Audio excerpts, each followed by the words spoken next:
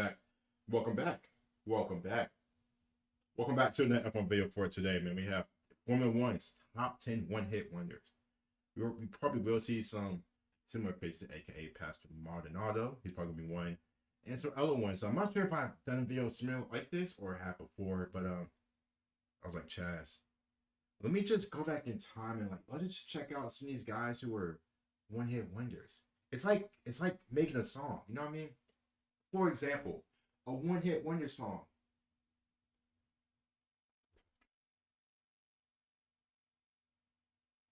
I mean, you wanna? Oh no. Oh no. Anyway, let's go ahead. Let's just hop straight into the video, man. I don't know. Anyway, hope you guys are doing good, amazing, stupendous, outstanding, absolutely terrific on this lovely Tuesday, man. Big races weekend. One hit wonders. Now call me maybe.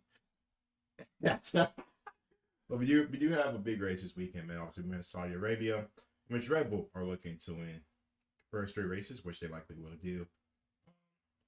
Will Ferrari step up? Will Fernando Alonso get a win? He's going to podium. Will Mercedes do something? Alpine. Will Mercedes actually do something? I mean, Mercedes, McLaren, all of that. But yeah, man. Big race this week and looking forward to it. I'm not going to give you guys any predictions yet because we're still on Tuesday. Still have later on more days. And shout out to Allsport for the video. All credit goes to him. Anyway, if you are new to the channel, like always, don't forget to like the video and sub as well. So anyway, I'm done. Let's start. Let's just start. Books are dominated by some big names with big numbers, such as Lewis Hamilton and Michael Schumacher. But of course, there are also a small group of drivers who have got just that one win to their name. We've tried to put together a top 10 one-hit wonders list, based on the circumstances of their specific victory and their overall careers. Now, I'm not including drivers who are still active, so no Carlos Sainz, Pierre Gasly or Esteban Ocon, because, well, they could win a second one and take themselves off the list. So, here we go. Gentlemen, a short view back to the past. Number 10, Jean Alesi, the 1995 Canadian Grand Prix. Now, Alesi makes it onto this list largely because he shouldn't be on it. He should have had many more wins, really. He was a star for Tyrrell in his early days. He had several races, such as the 1994 Italian Grand Prix, where he should have won for Ferrari, but somehow it always seemed to elude him, except for this one day in Montreal. He qualified 5th, dealt with both Gerhard Berger and Damon Hill's Williams. David Coulthard was out of the race, and that meant he was running second to Michael Schumacher's dominant Benetton. When that hit gearbox trouble, Alesi finally got that win he so richly deserved. Hey, Barrichello. Number 9, Giancarlo Baghetti. Now, if we included non-championship F1 races, and yes, that used to be quite a big thing, Baghetti... Can you look at the car for a second?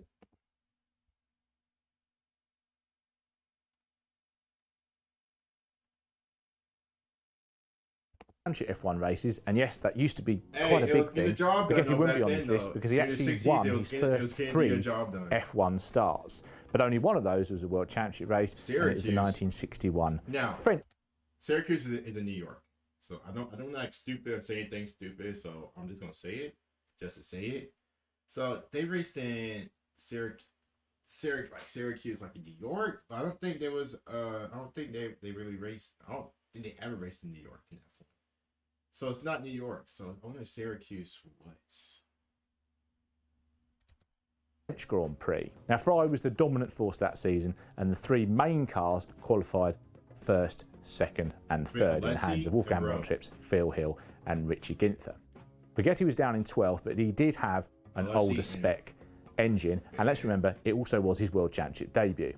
A high rate of attrition helped Baghetti work his way up the field. He first hit the front on lap 41 of 52. He found himself embroiled in a fight with the 2 Porsches of Dan Gurney and Joe Bonnier. Bonnier's car hit trouble, and that left the more experienced Gurney in the less powerful Porsche against Baghetti. They were still together on the final lap, but as it was, Baghetti had more power and won on the run to the line. Baghetti won by 0.1 seconds, but he would never get anywhere near winning another World Championship race. Ferrari lost its competitiveness in 1962. Baghetti joined the atrocious ATS operation in 1963, and his career petered out after that. Number 8, Robert Kubica, 2008 Shout out my Canadian boy, Grand Prix. man. Wasn't for the Now, if freaking this list was done injuries. just on driving ability, Kubica would be number 1 because he was regarded as up there with the likes of Fernando Alonso and Lewis Hamilton until his unfortunate rally accident in 2011, which means he's quite ridiculously on this list of one-hit wonders. Now, Kubica's F1 day of days came at Montreal. He qualified second and he was helped by Lewis Hamilton's gaffe in the Montreal pit lane where he didn't see a red light and he drove into the back of Kimi Raikkonen's Ferrari. So that was 2 of his main rivals out on the spot. But Kubica was quick that day, and on a 2-stop strategy, he was also helped by his teammate Nick Heidfeld on a 1-stop strategy. Heidfeld allowed him out of the way and held up the rivals while Kubica pulled away in time for his second stop, and he emerged and was able to take, or lead rather, BMW Sauber's 1-2. Now, Kubica actually took the lead of the championship at that point and was a real title contender, but BMW decided to focus on its 2009 programme, something that Kubica was pretty cross about, and of course they fell away from McLaren and Ferrari, so he wasn't able to maintain that challenge. Number 7, Olivier Panis, 1996 Monaco Grand Prix. Olivier Panis. Now, this race was one of those races that the Monaco track sometimes throws up, a chaotic, crazy, silly race with all sorts of things happening. And that's why it's not higher up this list, because Panis did require a little bit of luck to get there, most notably Damon Hill's Williams Renault blowing up when well in the lead, and Jean Alesi, yes, that man again, also going out after he had. So Damon Hill and Williams were just, I think we talked about this before, but Damon Hill and Williams, they were just, yeah, they were it. Like, that was a team. Well, we know Williams was a team back in the 90s and stuff like that, back in the day, until Shipment left. But Damon Hill, suspension problems. But to be fair to Panis, he'd worked his way up from 14th on the grid, had pulled off some overtaking manoeuvres, and he also held off David Coulthard's McLaren in the closing stages. He was genuinely quick, and it was one of those well-deserved but random victories, and it was Ligier's first win for 15 years, and of course it would be its last. Number 6, Gunnar Nilsson, 1977 Belgian Grand Prix. Gunnar Nilsson. And Nilsson was a pretty solid number 2 at Lotus to Mario Andretti. Look at and the Lotus jacket. Hold up, can we appreciate the jacket right quick? Look at the texture. Yeah, but she's smoking a cigarette. That's disgusting. But the jacket coming forth during this period as they got their heads around ground effects. Mario Andretti did indeed take pole position with this race by 1.54 seconds, a pretty big margin, with Nilsson third in the spare car. The race started wet, and that inevitably accounted for some of the runners, including Andretti and John Watson, and it soon dried, so lots of the field came in to change onto slick tyres, and at one stage Nilsson was down in 8th, but he was just having one of those days where he charged through the pack, and he soon got to second place. But that was second to Niki Lauda's Ferrari, and Lauda was pretty decent in the wet, and he also had a lead of nearly 20 seconds. Nilsson charged after an unhappy Lauda, wasn't happy with the handling of his car that day, and Nilsson caught him and overtook him and took a frankly remarkable Grand Prix win. Sadly, he wouldn't live for very much longer because he died of cancer. But at least that one day showed the potential that Nilsson really had. Number 5, Vittorio Brambilla, 1975 Austrian Grand Prix. Now, Brambilla was quite prone to having incidents, a little bit like someone else that's further up this list, but this is another fantastic victory, another rain-affected race. He worked his way up through the field early on, caught and passed both Niki Lauda and James Hunt, who were battling for the lead, and simply disappeared. He was 24 seconds clear in a March that didn't really usually have that sort of performance when the red flags flew due to the worsening conditions. Now, presumably, Brambilla was so surprised by this victory that he then crashed. So this race is actually most famous for him crashing after winning. But actually, that shouldn't detract from a truly superb performance prior to that moment. Number 4, Jarno Trulli, 2004 Monaco Grand Prix. Now, Trulli gets a bit of a bad rap, the Trulli train and all that, but really that was because, or one of the reasons at least, was because he was so good at qualifying. And he did that several times at Monaco with really superb performances. And his pole position at the 2004 Monaco Grand Prix, which was 4/10 quicker than second place man Jenson Button, and his own teammate Fernando Alonso, was described by Nigel Roebuck at the end of the year as possibly being the highlight of the season. So really top work by Trulli. He was also outpacing Alonso in that first part of the season. Now, Alonso jumped up to second at the start, but Trulli had him covered for most of the afternoon. In fact, the biggest threat emerged in the middle of the race as Mark Schumacher in the inevitable F2004 Ferrari got clean air and started charging at them. Now, the race was still finely in the balance when there was a safety car, and Schumacher and Juan Pablo Montoya managed to crash into each other under the safety car under the tunnel. Just How sway? How sway? How?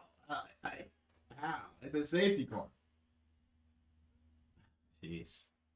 Hey, you learn something new. Hey, you learn something new every day, man. One of those crazy moments, each of them blaming the other. But anyway, it took them out, and it really meant that the race boiled down to Trulli holding off a charging Jenson Button in the BAR. Now, both of those drivers were, of course, trying to get their first World Championship Grand Prix win. Trulli held on despite the bar all over him at the end of the race, and I think it's really superb that Trulli is a race winner in F1 because some of his performances did deserve to get in there. Didn't keep him the drive, unfortunately, of course. Wasn't best of friends with Flavio Briatore, and out the door he went, but at least he got that one special day at Monaco. Number 3, Peter Gethin, the 1971 Italian Grand Prix. Now, if you're going to win one race, winning the fastest Formula 1 race on record and winning it by 0.01 of a second is probably a pretty good way to do it, and that's what Gethin did. He'd only just moved across to BRM from McLaren. He'd done one other race, and he qualified 11th.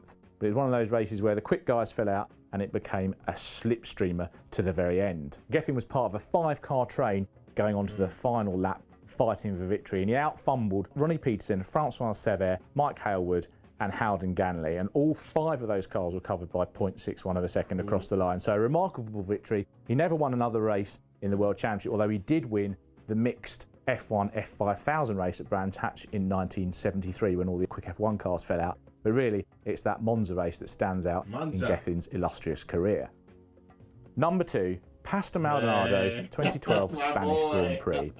Is there another race that comes close to this one in F1 history as being the most random, most out of the blue victory of all time? In fact, as more time passes, it seemed more incredible that Maldonado, who did do quite a bit of crashing and didn't normally score many points, never mind podiums, was able to hold off across a full length of a Grand Prix, peak Fernando Alonso at Ferrari. Now, to be fair to Maldonado and Williams, they did qualify second and inherited pole position when Lewis Hamilton's McLaren was thrown out. So he did have pace that weekend, didn't make a great start, dropped behind Fernando Alonso, but the two of them then pulled away from the rest, and Williams managed to jump Ferrari at the second round of pit stops. Now, at one stage, Alonso fell behind Maldonado and came back at him in the closing stages, but Maldonado held firm and, against form, didn't make any mistakes of any note and took Williams' 114th World Championship Grand Prix victory and his one and only. Hey, my boy, Latte. Williams' 114th World Championship Grand Prix victory and his one and only success. Perhaps predictably, he never got close again. Number 1, Jean-Pierre Beltoise, 1972 Monaco Grand Prix. Now, it's fair to say that most of the greatest drives in F1 history have come from the greatest drivers. It makes sense. And the reason that Beltoise is number 1 on this list is because I think this wet weather drive is among the best we've seen from any driver at any point in World Championship history, and yet it was his only Grand Prix victory. It wasn't quite as much out of the blue as Maldonado. He had shown his pace at previous races in the wet, but the BRM P160 by 1972 was past its best. Beltoise qualifying 4th was a pretty remarkable achievement, but at the start he simply shot through into the lead. It was a really wet race and he just pulled clear of the field. Jackie Ickx, who was an established rainmaster, got his Ferrari up into second place, and the expectation was that he'd start closing the BRM down, but it just didn't happen. Beltoise took the flag 38.2 seconds ahead of Ickx, and everyone else was lapped. His fastest lap was 0.6 seconds faster than anyone else, and this is a field that also included Jackie Stewart and Emerson Fittipaldi. So it really, really was one of those great day of days. Beltoise never even scored a point for the rest of the season. But this is an outstanding drive and one that thoroughly deserves to top this list. Golly, my God. If you want to know more about these races, please take a look. That's it. Like, you may get a single win after that, Beltoise, but they were all good. Very, very all good. I said, light shows I don't really know about. I actually kind of forgot all of them already. Oops. But good to see Pastor up in there, Beltoise, Trulli, Trulli, stuff like that. But you guys let me know your favorite one from the races. I mean, they were all good. Coming back, we see Monaco being involved in it. Wet weather races. They were all pretty impressive, man. Big ups to them. Big ups to them. Anyway, you guys let me know what's our favorite one from the list. Don't forget to like the video. Sub as well as always. Take care. Stay amazing. Peace.